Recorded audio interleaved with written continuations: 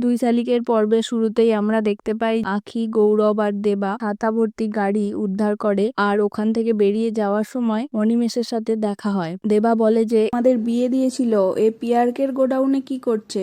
এ হয়তো পিয়ারকেরই লোক। তখন আখি বলে যে না না, আমি ওনাকে আগে থাকতেই চিনি, উনি ওরকম মানুষ নন।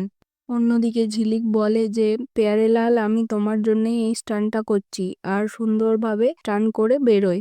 অন্যদিকে দেখা যায় যে গৌরব বাড়িতে পুলিশ নিয়ে এসছে পিয়ারকে জিজ্ঞাসাবাদ করার জন্য। তারপর পিয়ারকে এসে বলে যে আমি কোনো অন্যায় করিনি, আমি এতদিন সবাইকে খাইয়েছি পড়িয়েছি, আমি তার কোনো খোঁজ নিইনি, কিন্তু আমার এখন টাকার দরকার, তাই আমি ছাতাগুলোকে সরিয়ে রেখেছি, এতে দোষের কি আছে?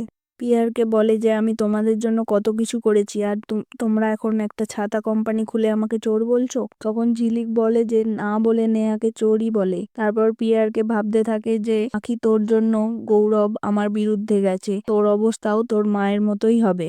অন্যদিকে দেখা যায় যে দেবা তার মায়ের ছবি নিয়ে বলতে থাকে যে পিয়ারকে আজকে ধরে নিয়ে গেছে, কিছুটা শোধ আমি নিতে পেরেছি। আখি আসে তখন দেবাকে খাবার দিতে। আখি দেখে বলে যে আমি তোমাকে কখনোই ওই ছবির ব্যাপারে জিজ্ঞাসা করব না, তুমি একদিন নিজেই আমাকে বলবে যখন আমি তোমার কাছে সত্যি হয়ে উঠবো। গৌরব ঝিলিককে ঘরের মধ্যে এনে দরজা বন্ধ করে দেয়। তখন ঝিলিক বলে যে আপনার কি ব্যাপার বলুন তো আপনি। তারপরে গৌরব ঝিলিককে জিজ্ঞাসা করে যে তোমার হাতে এই দাগগুলো কোথা থেকে এলো, এগুলো তো আগুনে পুড়ে যাওয়ার মতো দাগ। তখন ঝিলিক বলে যে আপনার সব প্রশ্নের উত্তর একদিন আমি দেব।